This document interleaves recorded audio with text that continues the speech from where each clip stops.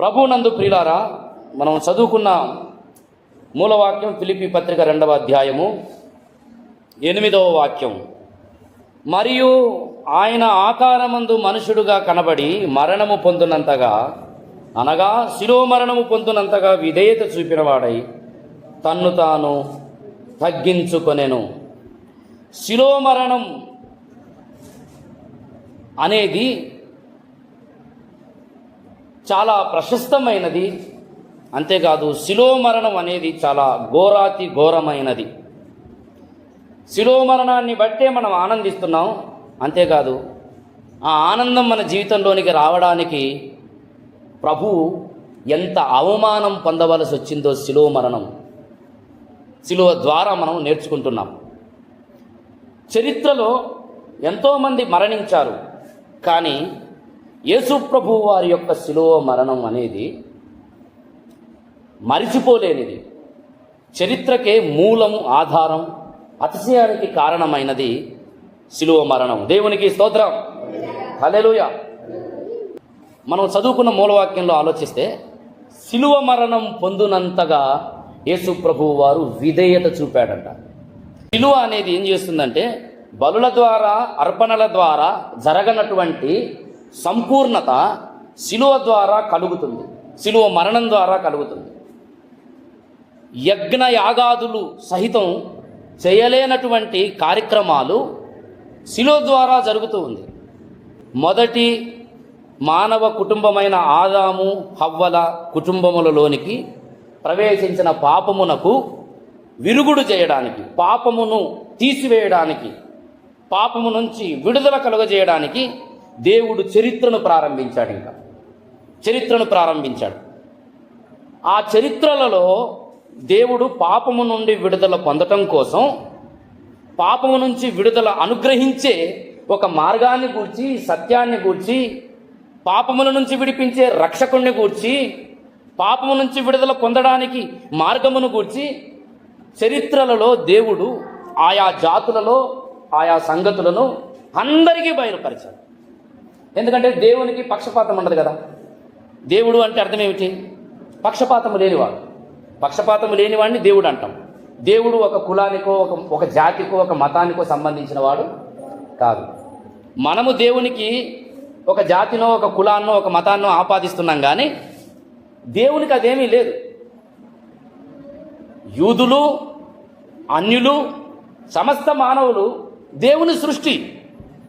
మలాకి అంటాడు కదా, మనందరికీ తండ్రి ఒక్కడే కాదా? ఒక దేవుడే మనల్ని సృష్టింపలేదా? దేవుడు ఒక్కడే.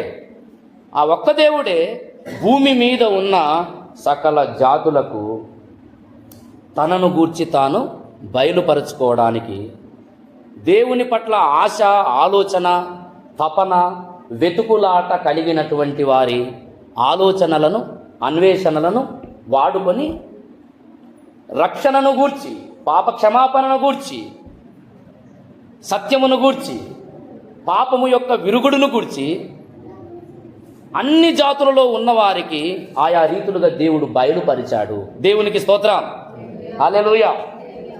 దేవుని క్షమాపణ మనిషి పొందాలి. దేవుని క్షమాపణ మనిషి పొందాలంటే బలులు అర్పించాలి. రక్త ప్రోక్షణం ద్వారా నేను నిన్ను క్షమిస్తా, నువ్వు నన్ను చేరవచ్చు. కాబట్టి బలులను దేవుడు ఛాయలుగా నియమించాడు. మన భారతీయ మహర్షులకు కూడా దేవుడు ఆ సంగతిని బయలుపరిచాడు. అందుకే వారు యజ్ఞాలను, యాగాలను, కొన్ని కార్యక్రమాలను పాటించారు. మన భారతీయ మహర్షులకు ఓ రాయో, చెట్టో, పుట్టో, గుట్టనో దేవుడు కాదు. తెలియజేయబడినటువంటి చతుర్వేదాలలో దేవుడు అనే ఆయన నిరాకారుడు ఉన్నాడు అనే చెప్పబడింది. వాళ్ళు ఎప్పుడు కూడా సూర్యుని కానీ, చంద్రుని కానీ, చెట్టును కానీ, పుట్టను కానీ మొక్కిన ఆనవాలు చతుర్వేదాలలో లేనే లేవు. పాప క్షమాపణ కోసం, సర్వమానవాళి యొక్క పాపముల నుంచి విడుదల పొందటం కోసం దేవుడు నియమించినదే శిలువ. హల్లెలూయా, హల్లెలూయా. యేసుక్రీస్తు యొక్క శిలువ మనకేం చూపిస్తుందంటే, దేవుని పట్ల, సత్యం పట్ల మనిషికున్న ద్వేషం ఎంత భయంకరమైందో చూపిస్తుంది. రెండవది, ద్వేషించి, దూషించి, హింసించే మనుషుల పట్ల దేవుని ప్రేమ ఎంత గొప్పదో సిలువ చూపిస్తుంది. హల్లెలూయా, హల్లెలూయా. సిలువ దేవుని ప్రేమను ప్రత్యక్షపరచింది. దేవుని ప్రేమను ప్రత్యక్షపరిచింది. సిలువలో యేసుక్రీస్తు అంత చిత్రహింసలు చేయబడ్డాడు. ఈ రోజుల్లో చాలామంది అంటారు, రోమా ప్రభుత్వంలో యేసు ప్రభు చేయరాని కార్యాలు చేశాడు కాబట్టే ఆయనను సిలువకు అప్పగించారని చాలామంది అంటారు. ఆయన సిలువ వేసి తన ప్రజలే ఆయనను చంపారంటారు. నిజానికి బైబిల్లో మనం ఆలోచిస్తే యేసుప్రభు అంటాడు యోహాను సువార్త 4:46లో, నాలో పాపం ఉన్నదని మీలో ఎవడైనా స్థాపింపగలడా అంటాడు. నాలో పాపం ఉన్నదని ఎవరైనా స్థాపించగలరా మీరు? పిలాతు యేసుప్రభువును అప్పగించే సమయంలో స్వయంగా పిలాతే ఏమంటాడు తెలుసా?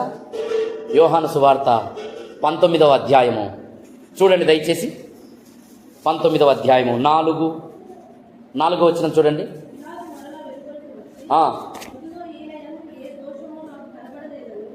ఆనాటి ప్రభుత్వంలో ఉన్నటువంటి అధికారి అంటున్నాడు, ఏ అధికారికైతే యేసు ప్రభువును అప్పగించి సిలువ వేయండి అన్నారో ఆ అధికారే ఏమంటుండంటే, మీరేమో సిలువ వేయంటున్నారు కానీ ఈయనలో నాకు అరే ఏ దోషం కనపడటం లేదే. 6వ వచనం కూడా చూడండి.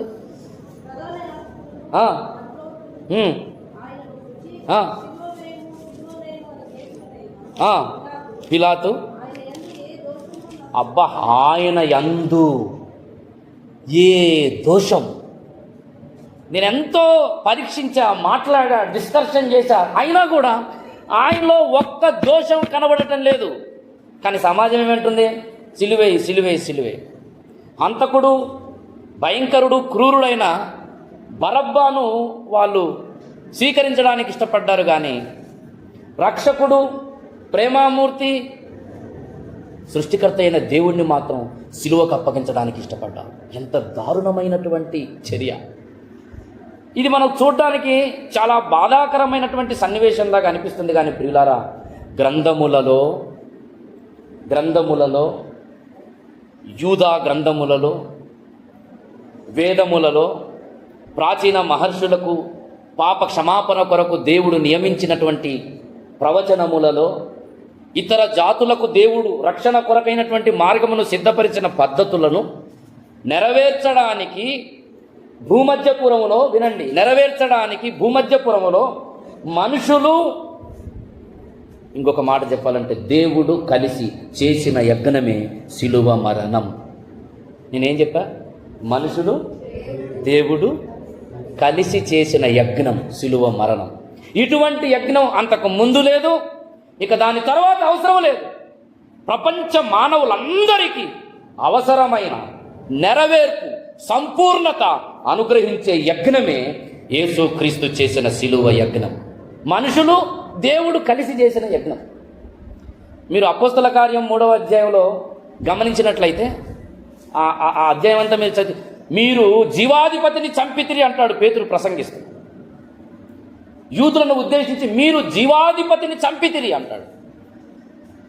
యెషయా గ్రంథం 53లో చూస్తే దేవుని వలన బాధించబడ్డట్టుగా, యెహోవా వలన మొత్తబడ్డట్టుగా చూస్తాం. సిలువ మరణం అనేది చాలా ఘోరమైనది, భయంకరమైనది, దుఃఖ విదాయకమైనది. కానీ ఆ సిలువ మరణము ద్వారానే మనుషులకు రక్షణకరమైనటువంటి దైవకృప ప్రత్యక్షమయ్యింది. హల్లెలూయా, హల్లెలూయా.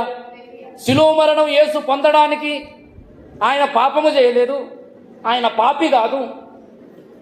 ఈవెన్ ఆ రోజుల్లో ఉన్న అధికారం, ప్రభుత్వం సైతం యేసుక్రీస్తును దోషిగా నిర్ధారించిందా, నిర్దోషిగా నిర్ధారించిందా? నిర్దోషిగా. దేవునికి స్తోత్రం. నిర్దోషిగా నిర్ధారించింది. ఆయనలో ఏ దోషం నాకు కనబడటం లేదంట.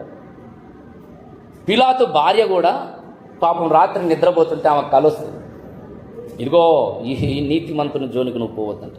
మీరు చూడండి, మత్తయి సువార్త 27, 18, 19 వచనాల్లో చూడండి. మత్తయి సువార్త 27, 18, 19 చదవండి. కూర్చుండి ఉన్నప్పుడు అతని భార్య ఓ నీవు ఆ నీతిమంతుని జోలికి పోవద్దు. అబ్బా, ఈ ప్రొద్దు ఆయన గురించి నాకు కలొచ్చింది. ఆయన నీతిమంతుడు. భార్య చెప్పిన మాటలు పాపం మనసులో పెట్టుకుండేమో, విచారించాడు. విచారిస్తే విచారంలో కూడా తేలింది, ఈయనలో ఏ దోషం నాకు కాన రావటం లేదు, ఏ దోషము కానరాని, ఏ పాపము లేని, పాపులలో చేరని పాపము లేని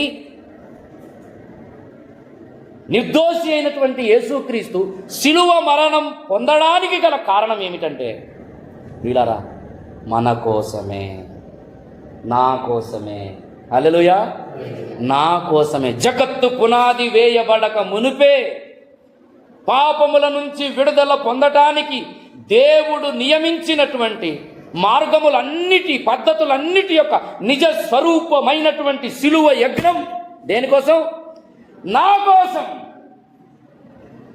కొరింథీయులకు రాసిన 2వ పత్రిక చూడండి దయచేసి, 5వ అధ్యాయము 21వ వాక్యం. ఎందుకనగా మనమాయన యందు దేవుని నీతి యగునట్లు ఓ పాపమెరుగని, పాపము లేని, పాపులలో చేరని, నాలో పాపముందని మీలో ఎవడైనా స్థాపింపగలడా అని చెప్పిన యేసు ఎందుకోసం శిలువ మరణం పొందవలసి వచ్చిందంటే, నా కోసం, మన కోసం, నీ కోసం, సర్వ మానవాళి కోసం. హల్లెలూయా. యేసుక్రీస్తు యొక్క శిలువ యజ్ఞమే సర్వ మానవాళికి రక్షణకరం. యేసు అనే శిలువ యజ్ఞం క్రిందికి ఒక వ్యక్తి రాకపోతే వాడు ఎంత బలవంతుడైనా, ఎంత ధనుడైనా, ఎంత ధనవంతుడైనా, ఎంత పేరు ప్రఖ్యాతి కలిగిన వాడైనా నిత్య నరకానికి పాత్రుడే. యేసు ఎందుకోసం శిలువ మరణం పొందడానికి ఇష్టపడ్డాడంటే,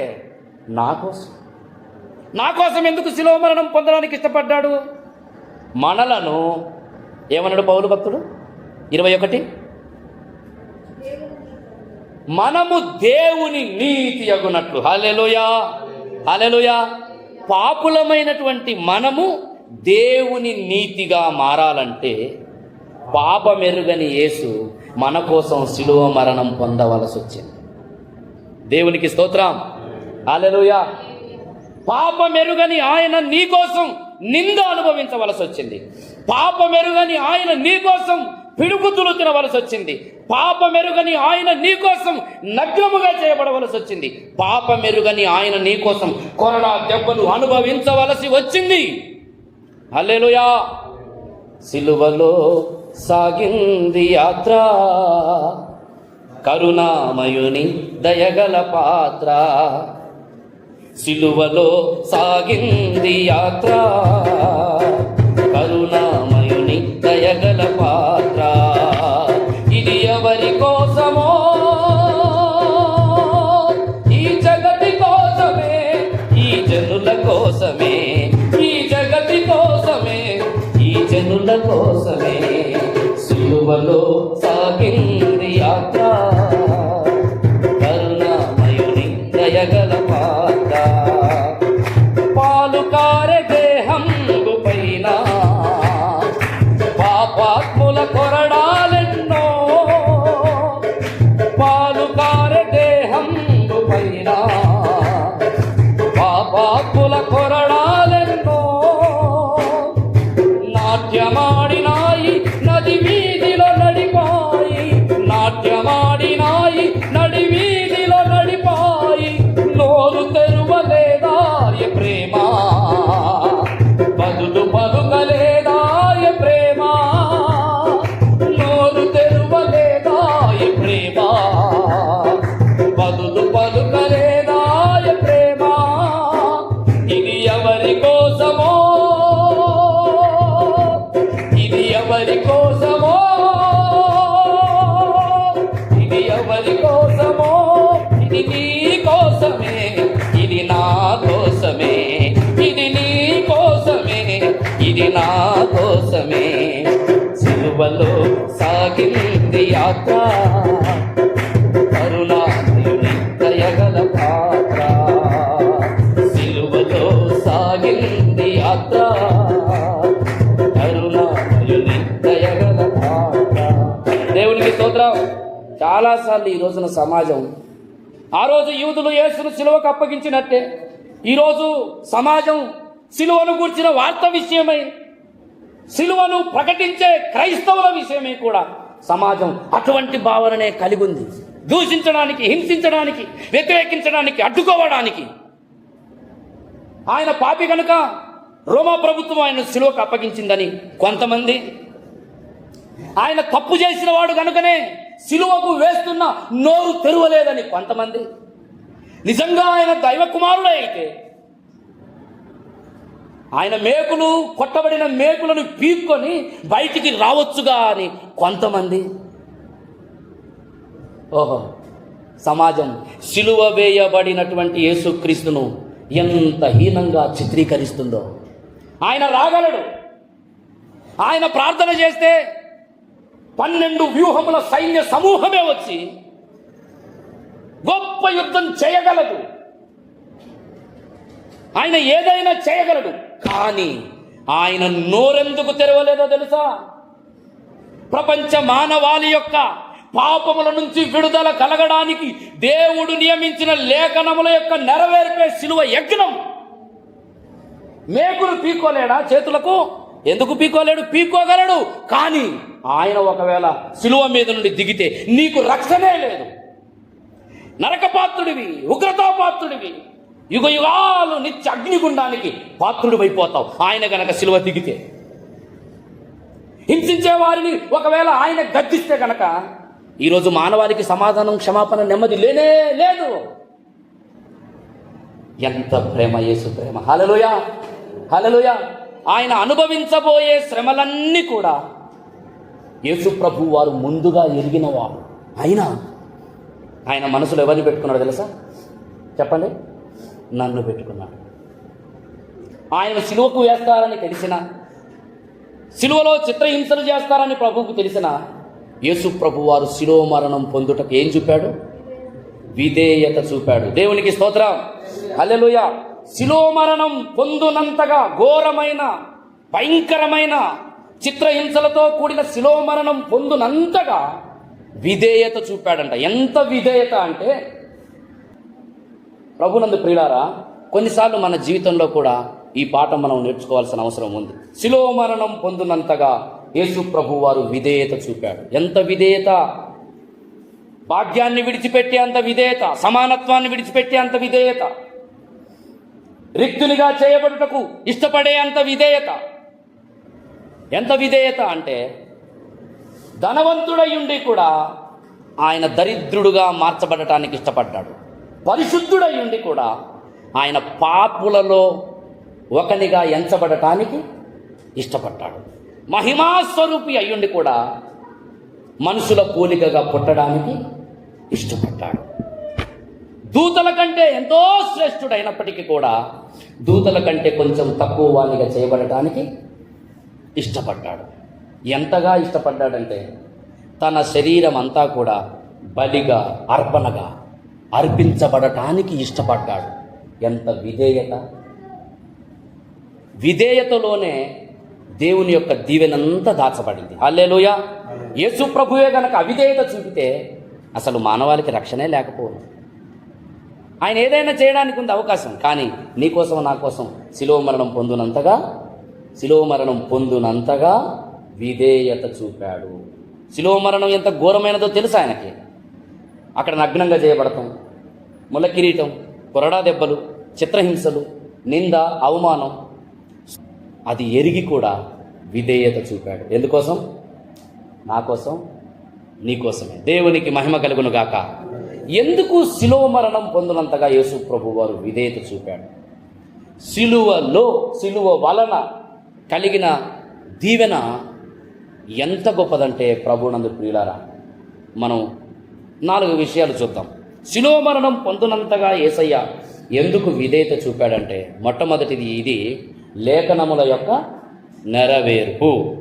శిలువ మరణం పొందినంతగా యేసు ప్రభువు వారు ఎందుకు విధేయత చూపాడంటే, మొదటిది లేఖనముల యొక్క నెరవేర్పు. సకల జాతులకు దేవుడు పాప క్షమాపణను కలిగించడానికి సిద్ధపరిచిన మార్గము సంపూర్ణముగా శిలువ యజ్ఞం ద్వారానే నెరవేర్చబడుతున్నది కనుక శిలువ మరణం పొందునంతగా విధేయత చూపాడు. శిలువ వలన కలిగే దీవెన, లేఖనముల యొక్క నెరవేర్పు జరిగింది. శిలువ మరణం పొందడానికి యేసు ప్రభు వారు ఎందుకు విధేయత చూపాడంటే, మీరు చూడండి, ఇది తండ్రి అయిన దేవుని ఉద్దేశం. యెషయా గ్రంథం 53 చూడండి. యెషయా గ్రంథం 53 10వ వాక్యం చూడండి. అతనిని నలుగగొట్టుటకు యెహోవాకు ఇష్టమాయను, ఆయన అతనికి వ్యాధి కలుగజేసెను, అతడు తన్ను తానే అపరాధ పరిహారార్థ బలి చేయగా అతని సంతానము చూచును. యెహోవా ఉద్దేశము. శిలువ మరణం అనేది దేవుని ఉద్దేశం. శిలువ మరణం అనేది దేవునికి ఇష్టమైన కార్యం. ఎందుకు? యెహోవా ఉద్దేశంలో ఏముందంటే ప్రజల యొక్క విడుదల ఉంది. హల్లెలూయా, హల్లెలూయా. వ్యసనపరులు, వ్యాధిగ్రస్తులు, గాయములను నొందిన వారు, త్రోవ తప్పిన వారికి శిలువ అనే మరణము ద్వారానే గొప్ప విడుదల, స్వస్థత, క్షమాపణ ఉన్నది గనుక ఆయన శిలువ మరణం పొందినంతగా విధేయత చూపాడు. దేవుని ఉద్దేశం మన జీవితంలో నెరవేర్చడానికి కొన్నిసార్లు దేవుడు దేనినైనా అనుమతించవచ్చు. నువ్వు అనుకున్నట్లుగా ఉండకపోవచ్చు. కొన్నిసార్లు నువ్వు ఊహించని మార్గం నీ ఎదుట ఉండొచ్చు. దానికి నువ్వు విధేయత చూపగలుగుతావా? శిలువ మరణం పొందునంతగా యేసు ప్రభు వారు ఎందుకు విధేయత చూపాడంటే మనలను పరిశుద్ధపరచడానికి. హల్లెలూయా. పాపులను పరిశుద్ధపరచడానికి. హెబ్రీ పత్రికలో ఈ మాటలు చాలా స్పష్టంగా వ్రాయబడ్డాయి. చూడండి, హెబ్రీ పత్రిక 2వ అధ్యాయము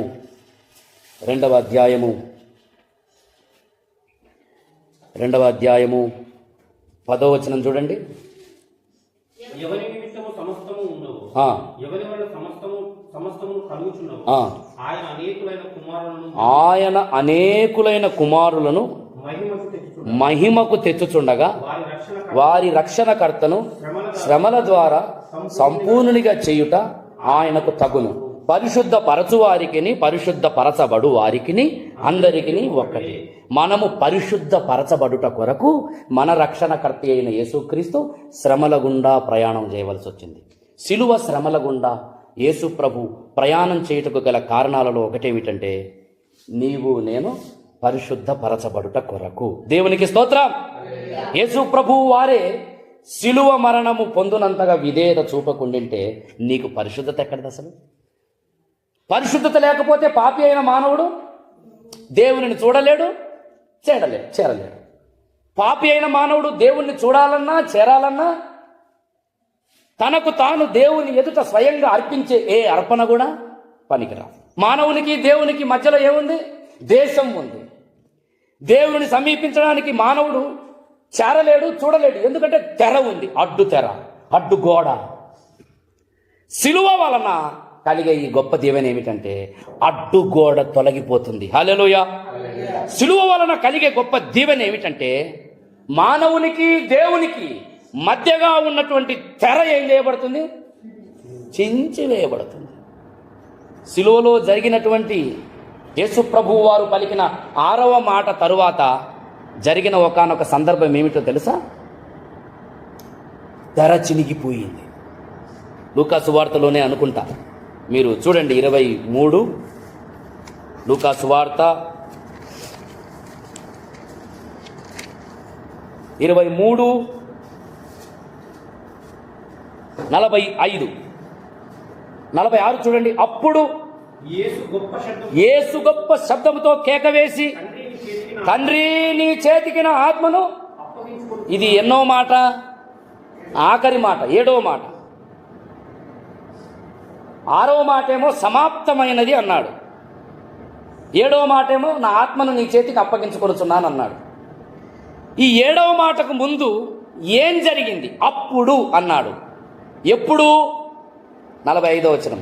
సూర్యుడు అదృశ్యుడు ఆయను, గర్భాలయపు తెర నడిమికి చినిగిపోయిందంట. దేవునికి స్తోత్రం. హల్లెలూయా. గర్భాలయపు తెర, గర్భాలయములోనికి ప్రధాన యాజకుడు మాత్రమే ప్రవేశించాలి. అది కూడా ఇయర్ వన్స్, సంవత్సరానికి ఒక్కసారి వెళ్ళాలి. ఎవ్వడు ప్రవేశించడానికి వీల్లేదు. యేసు ప్రభు శిలువ మరణంలో జరిగిన ఒక అద్భుతమైనటువంటి కార్యం ఏమిటంటే తెర చించివేయబడింది. దేవునికి మానవునికి మధ్యగా ఉన్నటువంటి అడ్డు తెర, అడ్డు గోడ శిలువ మరణము ద్వారా, శిలువ వలన ఏం చేయబడింది? చించివేయబడింది, తొలగించబడింది. అందుకే ఎఫెసీ పత్రిక 2వ అధ్యాయంలో పౌలు అంటాడు, 2:16 చూడండి. 2:16 శిలువ వలన, అది అబ్బా, శిలువ వలన ఏం జరిగింది? మనిషికి మధ్యలో ఉన్న దేశం, దేవునికి మానవునికి మధ్యలో ఉన్న దేశం శిలువ వలన అబ్బబ్బబ్బ తొలగించబడింది, సంహరించబడింది, చించివేయబడింది. దేవుని సన్నిధిలోనికి నేరుగా వెళ్ళే అవకాశం నీకు నాకు దొరికింది. Praise the Lord. Hallelujah, hallelujah. శిలువ వలన అడ్డు గోడలు తొలగిపోయాయి, శిలువ వలన అడ్డు తెర చినిగిపోయింది. అంతవరకు ఉంది అడ్డు తెర. ఎప్పుడైతే సమాప్తమైనది అన్నాడో తెర సర్రన చినిగిపోయింది. ఎక్కడి నుంచి? పైనుండి నడిమికి కిందికి చినిగిపోయింది. అంటే ఎవరు చించారు? అది మనుషులు చించలేని తెర, దేవుడు ఏర్పరిచిన తెర, మోషే ద్వారా.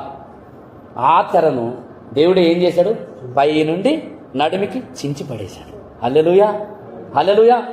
దేవుని సన్నిధిలోనికి నేరుగా మనిషి వెళ్ళే ఒక గొప్ప ఆధిక్యతను ఇచ్చాడు.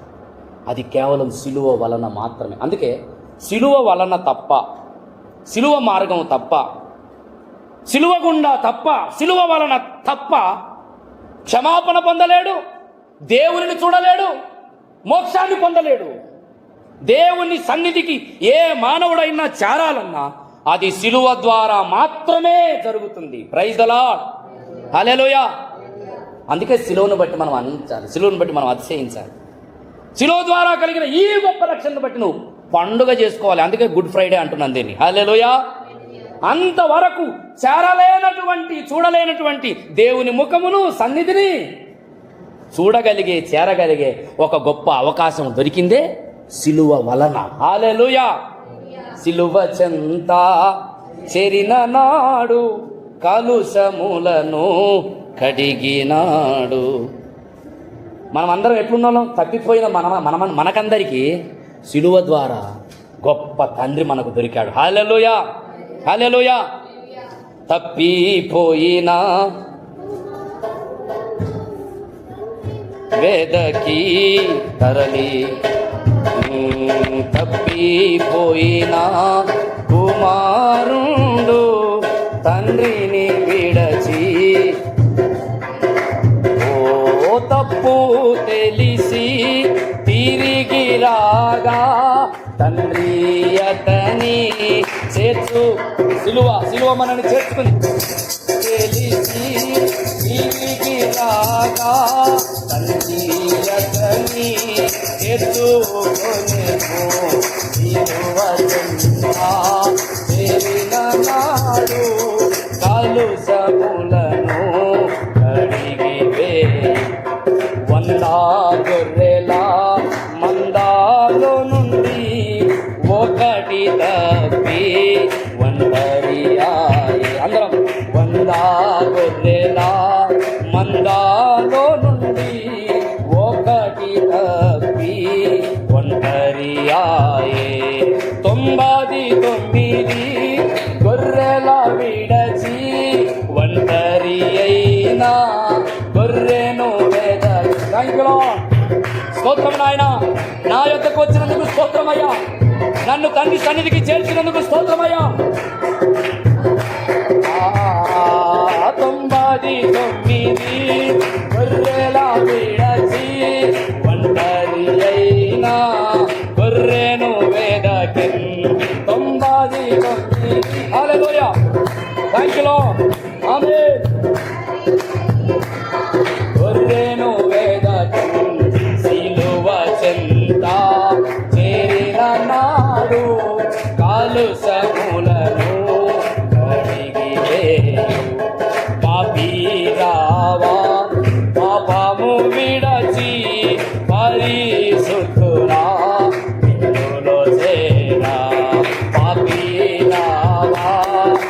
సర్వము విడచి పరిశుద్ధుల విందులో చేరా పాపుల గతిని పరికించితివా పాతాళంబే వారి అంతం పాపుల గతిని పరికించితివా పాతాళంబే సిలువ చెంత చేరిన నాడు కలుషములను దేవునికి స్తోత్రం. సిలువ చెంత మనం చేరిన నాడే మనకు దేవునికి ఉన్న అడ్డుగోడ తొలగిపోతుంది. దేవునితో మానవుడు, మానవుడితో దేవుడు ఒక సంబంధం ఏర్పరచుకునే ఒక అద్భుతమైన సన్నివేశమే సిలువ. మానవుడు దేవుడు ప్రత్యక్షపరచబడే స్థలమే చెప్పండి సిలువ. మానవుని యొక్క ద్వేషం, దేవుని యొక్క ప్రేమ కలుసుకునే స్థలమే చెప్పండి సిలువ. హల్లెలూయా, హల్లెలూయా. మనిషి మనిషితో, మనిషి దేవునితో, భూలోకము నుండి పరలోకమును మానవుడు స్వతంత్రించుకోవడానికి నియమించబడినదే సిలువ. ప్రైజ్ ద లార్డ్, హల్లెలూయా.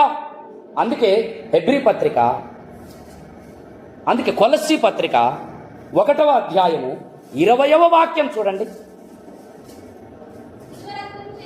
సిలువ రక్తము చేత సంధి చేసి ఆయన ద్వారా సమస్తమును, అది భూలోకమందున్నవైనను పరలోకమందున్నవైనను వాటన్నిటినీ ఆయన ద్వారా, అబ్బా దేవునికి స్తోత్రం, భూలోకములో ఉన్న వాటినైనా పరలోకమందున్న వాటినైనా సిలువ ద్వారా దేవుడు సమాధానపరచుకున్నాడంట.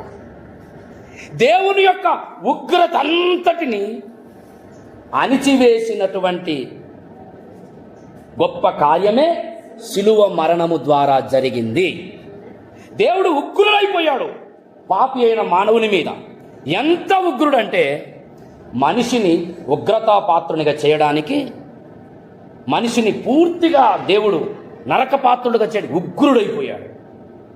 మానవునికి దేవునికి మధ్యలో ఏమేర్పడింది? పాపమును బట్టి శత్రుత్వం ఏర్పడింది. మనమందరం ఎవరము? శత్రువులం, పాపులం, భక్తిహీనులం, బలహీనులం అంటాడు రోమపత్రిక 5వ అధ్యాయం 8 నుండి మీరు చూడండి. దేవునికి మనకు శత్రుత్వం ఉంది. అయితే సిలువ మరణం అనేది దేవునిని మనలను ఏం చేసింది? స్నేహితులుగా చేసింది. హల్లెలూయా. శత్రువైన నన్ను దేవునితో స్నేహితునిగా చేయగలిగినదే.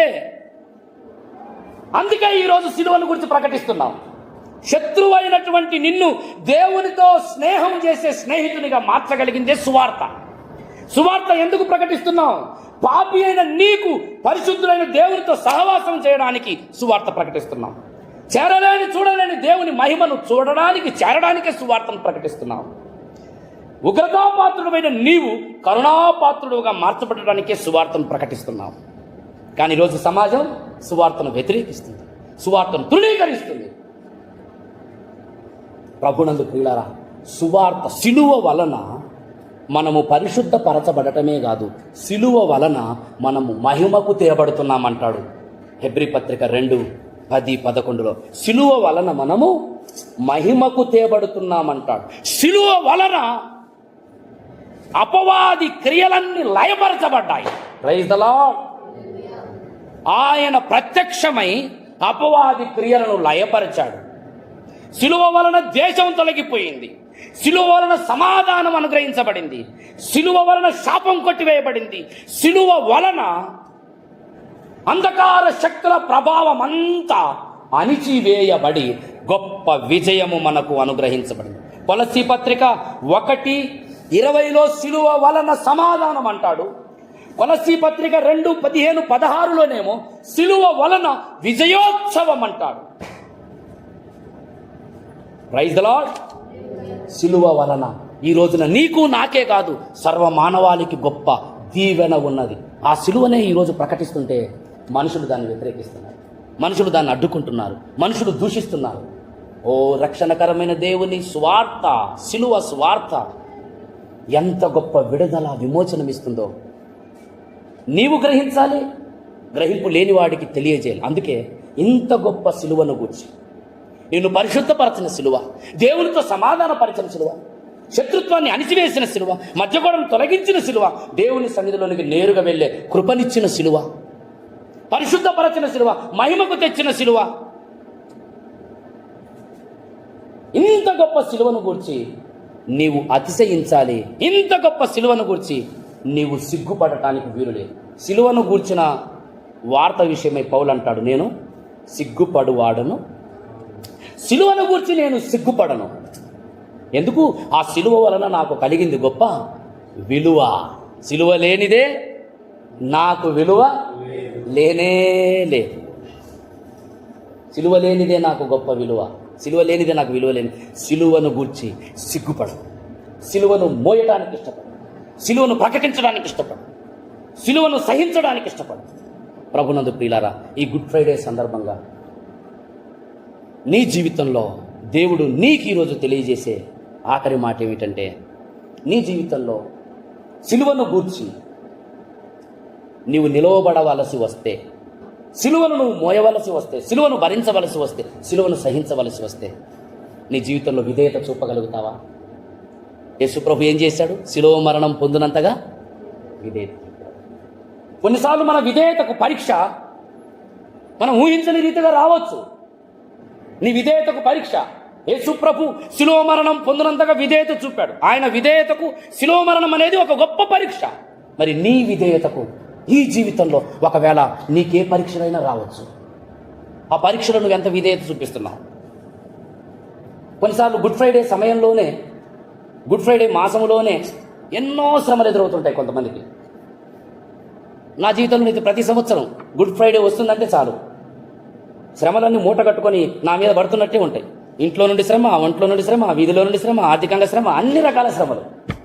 నేను వెంటనే గుర్తు చేసుకుంటా, ఓహో ఇది గుడ్ ఫ్రైడే మాసం కాబట్టి నేను కూడా సిలువను ఒకంత రుచి చూడటం కోసం దేవుడు నాకు అనుమతిస్తున్నాడేమో. దీంట్లో నేనేం చేయాలి? విధేయత చూపించాలి. దేవుని కోసం కొన్ని పరీక్షలు నీకు ఎదురైనప్పుడు నువ్వు విధేయత చూపించే సమయం వస్తే గనక నువ్వు ఎలా ప్రవర్తిస్తావు? మరణం పొందినంతకైనా బాధ లేదు, నష్టపోయినా బాధ లేదు, విడవబడినా బాధ లేదు, పోగొట్టుకున్నా బాధ లేదు. ఈ మధ్య సుప్రీంకోర్టు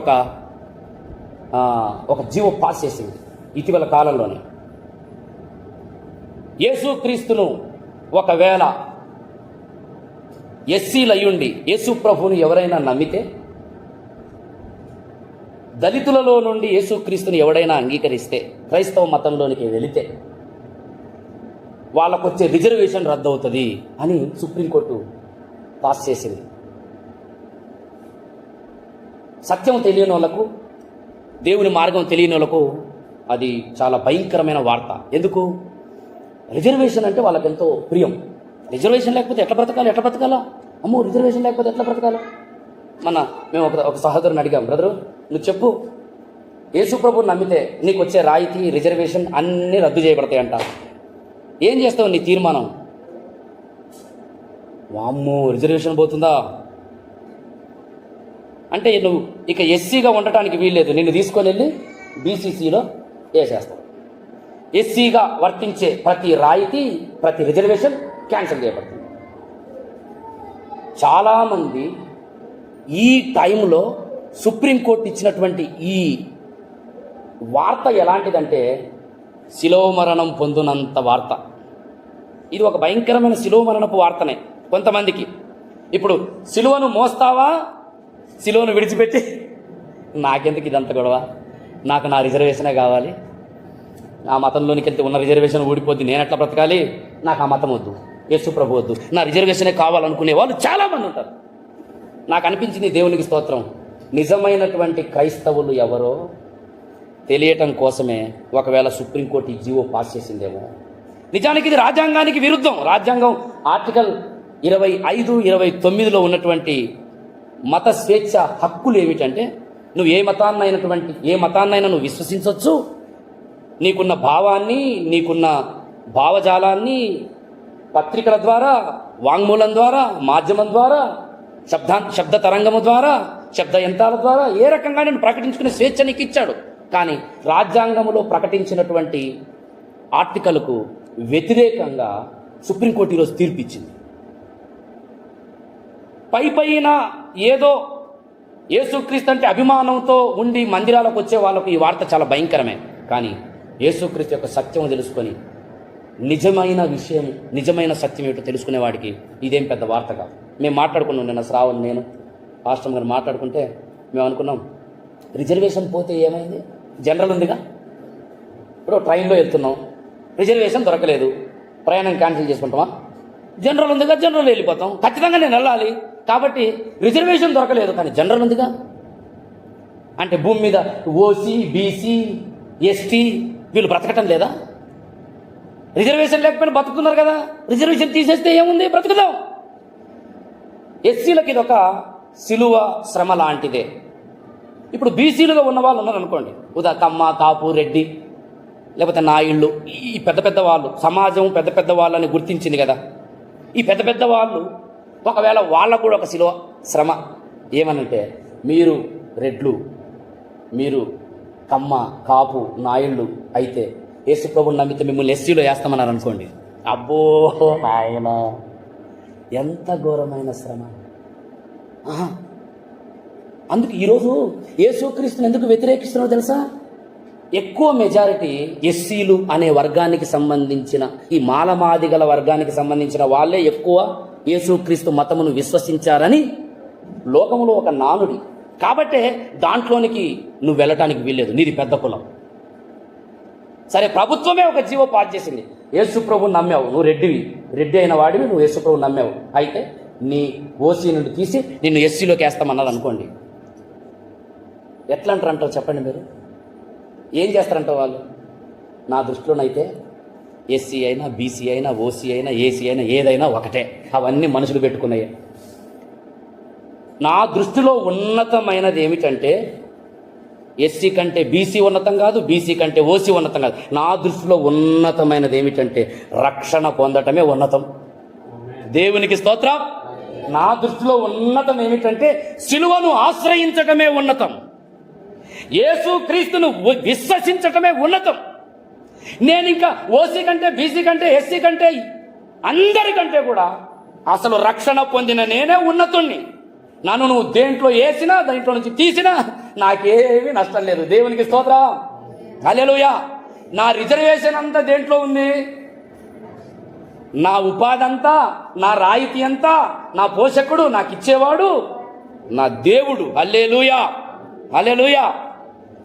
ప్రభుత్వం ఒకవేళ, ఆ మధ్య ఒక వార్త వచ్చింది, మందిరం ప్రారంభించి, ప్రార్థన ప్రారంభించి, ఆశీర్వాదం ఇచ్చి ఆమెన్ అనేలోపు ఎంఆర్ఓ గారు చర్చి ముందు నిలబడతారంట సర్టిఫికెట్ పట్టుకొని. నువ్వు చర్చికి వెళ్తున్నావు కదా, అయితే నువ్వు క్రైస్తవుడివి, నువ్వు ఎస్సీవా, నీ రిజర్వేషన్ క్యాన్సల్. ఇప్పుడు బీసీసీలో నన్ను ఎందుకు వేయాలి? అది కూడా ఒక మతమేగా. నన్ను ఎందుకు వేయాలి? ఒక కులంలో నుంచి తీసి ఇంకో కులంలోనే నన్ను, అసలు నాకు కులమే వద్దు.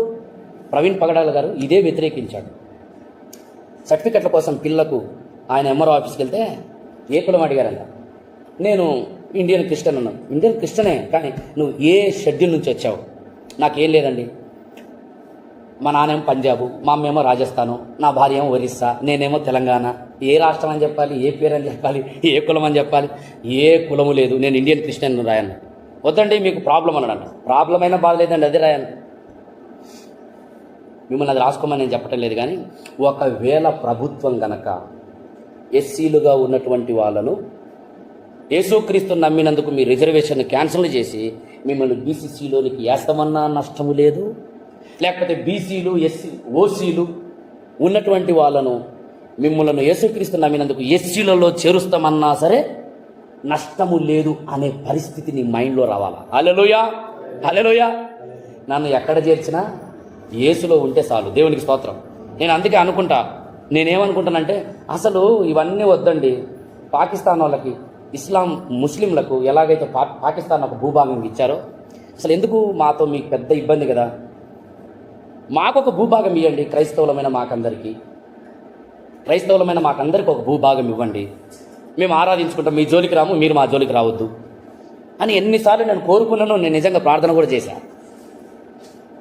నేను నిజంగా ప్రార్థన చేశాను, మా జోలికి రావద్దు, మేము మీ జోలికి రాము, మాకు ఒక భూభాగం ఇవ్వండి, మేము కూడా పాకిస్తాన్ లాగా విడిపోతాం.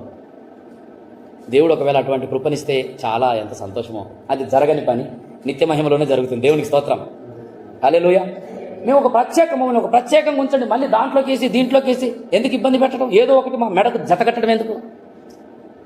అసలు కులం అనేది హిందుత్వం ద్వారా వచ్చింది. కుల వ్యవస్థ అనేది, వర్ణ వ్యవస్థ అనేది హిందుత్వంలో నుండి పుట్టింది. క్రైస్తవ్యంలో కులం లేనే లేదు. నేను అందుకే యేసుక్రీస్తు నమ్మిన వాళ్ళతో నేను డైరెక్ట్గా ఒకటి చెప్తుంటా, ఏమనంటే, నువ్వు క్రీస్తులోనికి వచ్చిన నాట నుండి నీ కులం చచ్చిపోవాలా. ఏం చచ్చిపోవాలా చెప్పండి? ఏం చచ్చిపోవాలా? కులం చచ్చిపోవాలి. శిలో మీద నా కులం చచ్చిపోయింది. నేను అనే ఒకడుండు, వాడు ఎక్కడ పోయిండు? శిలోలో పోయినాడు. ఇక శిలువ నుండి దిగొచ్చిన తర్వాత వీడికి ఏముంది? క్రీస్తే నాలో ఉన్నాడు తప్ప క్రీస్తుకు ఒక కులం లేదు, ఏమీ లేదు. నేను దాన్ని బట్టి అతిశయిస్తాను. శిలువను బట్టి నేను అతిశయిస్తాను.